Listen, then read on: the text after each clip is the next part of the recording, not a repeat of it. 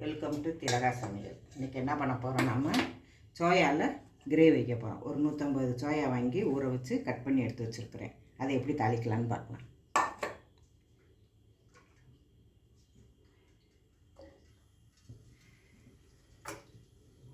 எண்ணெய் ஒரு 4 ஸ்பூன் ஊற்றிக்கலாம்.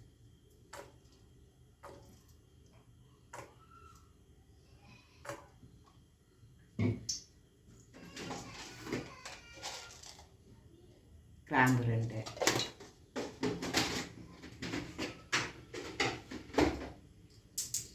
பட்டை 2,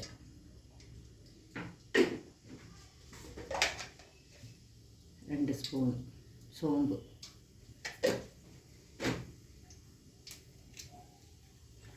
பெரிய வெங்காயம் 1 எடுத்து கட் பண்ணி எடுத்து வச்சுருக்கேன். அதை அதிலே நம்ம போட்டுடலாம். பட்டை கிராம்பு பொரிஞ்சதில் அதை இதிலே போட்டுடலாம்.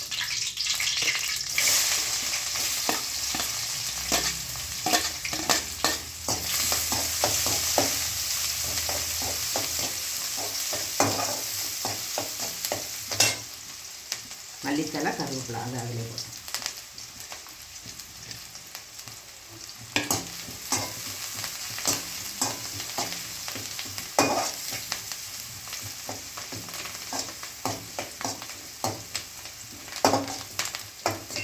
அதுக்குள்ள நம்ம அரைக்கிறது என்னன்னு பார்க்கலாமா.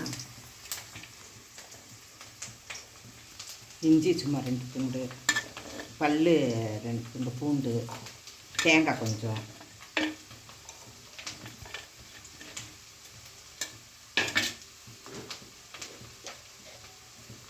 ரெண்டு சோம்பு,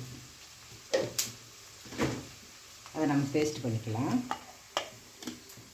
கொஞ்சம் சோம்பு பட்டை கிராம்பெலாம் நல்லா பொரிஞ்சிருச்சு. நம்ம சோயாவை அதில் எண்ணெயிலே போட்டுடலாம்.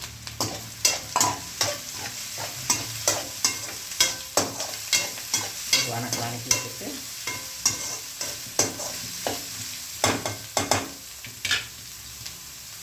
மட்டன் மசாலா பொடி 1.5 ஸ்பூன்,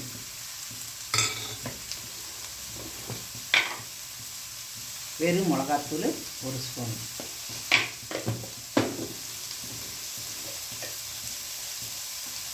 மஞ்சத்தூள் கொஞ்சம்,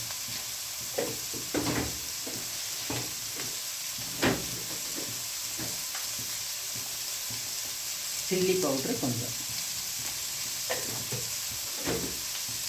நல்லா கொஞ்சம் வணக்கம்.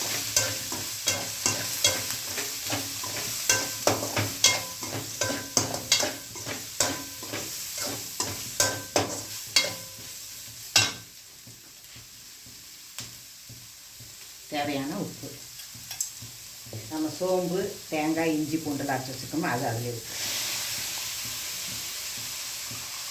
கொஞ்சம் தண்ணி ஊற்றி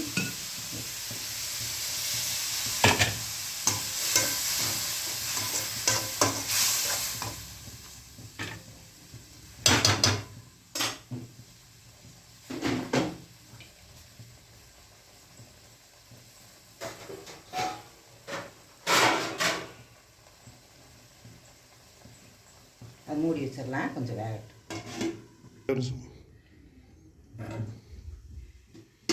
சோயா கிரேவி ரெடி ஆயிடுச்சு. சிம்பிளான சோயா கிரேவி உங்கள் வீட்டில் செஞ்சு சாப்பிட்டு பாருங்கள். ரொம்ப டேஸ்ட்டாக இருக்கும். இந்த வீடியோ உங்களுக்கு பிடிச்சிருந்தா லைக் பண்ணுங்கள், ஷேர் பண்ணுங்கள், கமெண்ட் பண்ணுங்கள், சப்ஸ்கிரைப் பண்ணுங்கள். வாங்க சாப்பிட்லாம்.